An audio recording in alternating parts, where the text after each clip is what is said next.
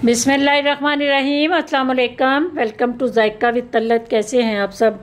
अल्लाह आपको अपनी अमान में रखे, जहाँ भी रहें खुश रहें, आबाद रहें। आज मैं आपको बड़े इजी तरीके से निहारी की और बड़ी टेस्टी निहारी की रेसिपी बताने लगी हूँ। ये आपने मेरी वीडियो को गौर से देखना है और इंशाल्लाह ताला ईद आने वाली है, आपने इसको ज़रूर ट्राई करना है। चलें जी, मैं आपको दिखाती हूँ कि इसके लिए कौन कौन सी चीज़ें चाहिए।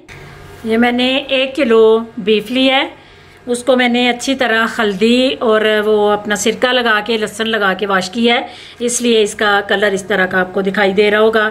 1 मैंने निहारी मसाला लिया है, ये आप किसी भी ब्रांड का ले सकते हैं। 2 मैंने लार्ज साइज़ के टमाटर वो मैंने फ्रीज़ किए थे तो पेस्ट बना के डाली है, और 3-4 सब्ज़ मिर्चें, ये लहसुन का पेस्ट, अदरक को भी मैंने कूट लिया है, और आधी प्याली दही, और 3 लार्ज साइज़ के प्याज यूज़ कर रही हूँ। ये कुछ साबुत मसाले हैं, ये साबुत मिर्चें हैं, काली मिर्च, और ये मोटी इलायची, सौंफ, बादियान के फूल और दालचीनी। अगर आप कोई और भी मसाला अंदर ऐड करना चाहते हैं, वो क्या कहते हैं, जलवतरी, और कोई भी मसाला आप यूज़ करना चाहते हैं वो आप डाल सकते हैं। मैं ये वाले डाल रही हूँ। ये अपने कुकर लेना है, अगर आपके पास टाइम है तो आप किसी तांबिये में, सासपैन में भी बना सकते हैं। मैं कुकर में बना रही हूँ। ये आपने उसमें गोश्त ऐड कर देना है, उसके बाद पानी डालना है। ये गलाने के लिए मैं डाल रही हूँ, और जो पानी इसका बचेगा यानी यखनी होगी वो मैं यूज़ करूँगी, उसको ज़ाया नहीं होने दूँगी। ये आपने डाल के तो अंदर 1/2 टीस्पून नमक ऐड कर देना है। नमक ऐड करके उसके बाद आपने ये जो मसाले हैं ये आप पीस के भी डाल सकते हैं, लेकिन मैं निहारी मसाला वो मसाले में यूज़ करूँगी, तो ये मसाले जो हैं मैं इधर यूज़ कर रही हूँ, ताकि इनका सबका फ्लेवर है इसमें पानी में आ जाएगा और वो पानी यूज़ हो जाएगा। ये सारे साबुत मसाले आपने डाल देने हैं। ये चीज़ें डाल के तो आपने इसको स्टीम पे रख देना है, अच्छी तरह गिलाना है। बिस्मिल्लाहिर्रहमानिर्रहीम। ये मैंने 10 मिनट इसको वेट पे रखा है, तो अब मैं चेक करती हूँ कि गोश्त सही निहारी वाला गल गया है। ये बिल्कुल, ये देखें इतना अच्छा गला है। 10 मिनट आपने वेट देना है इसको। अब इसे मैं बोटियों को लग करके तो उसके बाद आपको दिखाती हूँ कि मसाला किस चीज़ का तैयार करके तो बोटियों को अंदर ज़रा भूनना है। ये तकरीबन 1 कप मैंने ऑयल डाला है। ऑयल डाल के उसमें आपने प्याज ब्राउन करने हैं। ये प्याज ब्राउन करके तो फिर मैं आपको दिखाती हूँ कि आगे इस मसाले को कैसे तैयार करना है। ये प्याज इस शक्ल में जब आ जाए तो फिर आपने इसको ऑयल से अलग कर देना है। अंदर मैंने 2-3 दालचीनी के टुकड़े डाले थे, ये उनका टेस्ट बड़ा मज़े का बनता है। ये प्याज को आपने ऑयल से निकाल लेना है। ये प्याज जो मैंने निकाले हैं ब्राउन करके, इनको अपने जग में डालना है। ये सारे जग में डाल के उसके बाद अंदर दही ऐड करना है। ये ज़रा अच्छी तरह पेस्ट तैयार हो जाती है तो मसाला बड़ा मज़े का बनता है। अंदर ही प्याज और सब्ज़ मिर्चें ये डाल के तो इनको मैं ग्राइंड करने लगी हूँ। हल्का सा बस आपने इसको ग्राइंड करना है, ज़्यादा आपने इसका बिल्कुल ज़्यादा प्लेन पेस्ट नहीं तैयार करनी, दुरदरा सा मसाला तैयार करना है। अब ये जिस ऑयल से मैंने प्याज अलग किए थे ये वही वाला ऑयल है।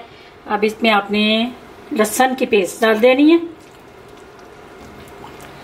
ये हल्का सा इसको आपने गरम ऑयल में, ये जब थोड़ा सा ऐसे तड़कने लग जाएगा तो फिर अंदर इसके बोटियाँ शामिल करनी है, हल्का सा इसको ब्राउन करना है। ये देखें जब इस तरह लहसुन ऑयल में ऐसे तड़कने लग जाए तो फिर आपने गोश्त अंदर बिस्मिल्लाहिर्रहमानिर्रहीम ऐड कर देना है। सिर्फ मैंने वो साबुत सुरख मिर्चें निकाली हैं, बाकी सारा मसाला मैंने वो जो पानी है यखनी है उसी में रहने दिया। ये निहारी की जो बोटियाँ हैं ये थोड़ी आप बड़ी भी रख सकते हैं, अपनी चॉइस है।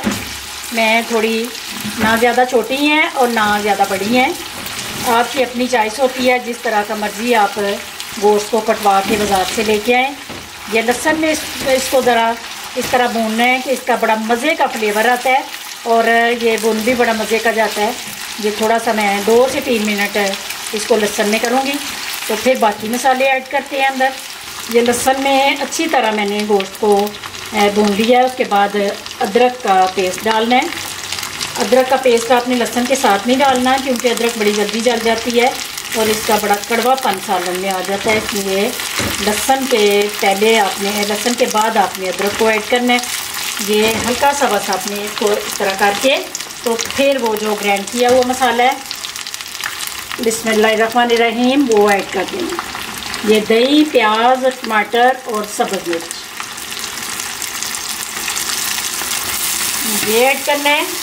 उसके बाद ये सूरत मिर्च, थोड़ी सी हल्दी और नमक, बस ये मसाले मैं इधर डालने लगी क्योंकि जब गोश्त को मैंने उबाला है आपके सामने सारे साबुत मसाले मैंने ऐड किए थे, उनका सारा फ्लेवर पानी में आया है।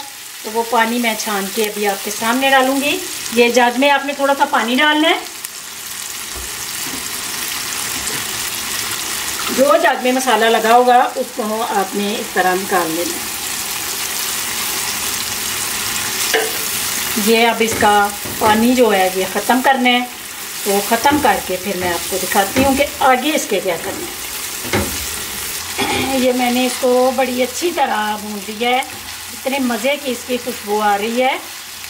अच्छी तरह आपने इसका दही का पानी ख़त्म करना है और लहसुन प्याज जो है वो अच्छी तरह भूनना चाहिए, फिर ही सालन का मज़े का टेस्ट बनता है। ये अच्छी तरह भून के उसके बाद ये जो पानी था जिसमें गोश्त उबाला है, बिस्मिल्लाहिर्रहमानिर्रहीम, आपने बारीक छलनी रखनी है। वो गलती से मेरे से ये जो है मसाला ये मैं अंदर नहीं ऐड कर रही। ये आपने सारा पानी इसमें डाल देना है और इसको पकने के लिए आपने चूल्हा जो है मीडियम करके तो इसको 10 मिनट के लिए अच्छी तरह पकने देना है।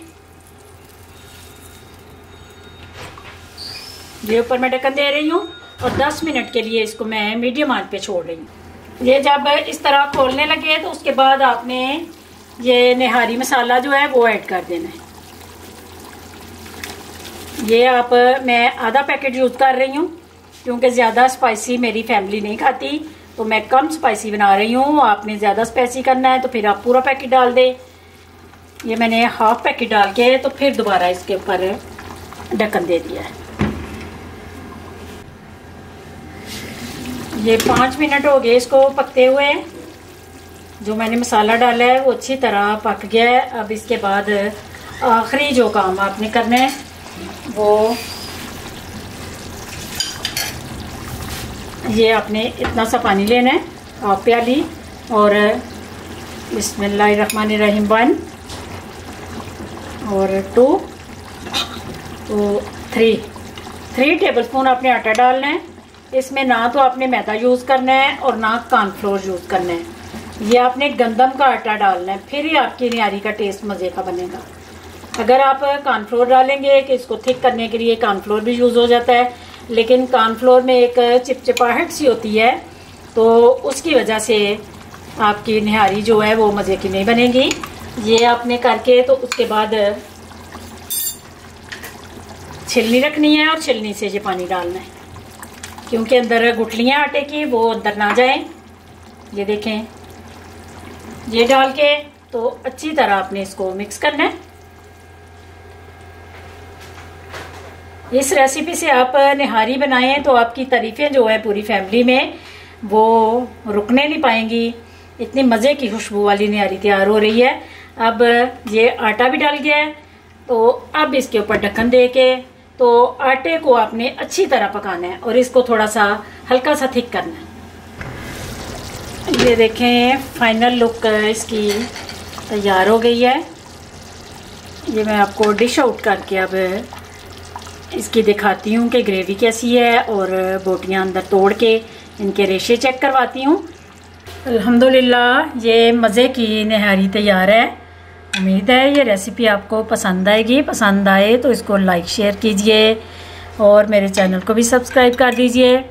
दुआओं में मुझे याद रखना। अल्लाह आप सब का हामी और नासिर। खुदा हाफिज़।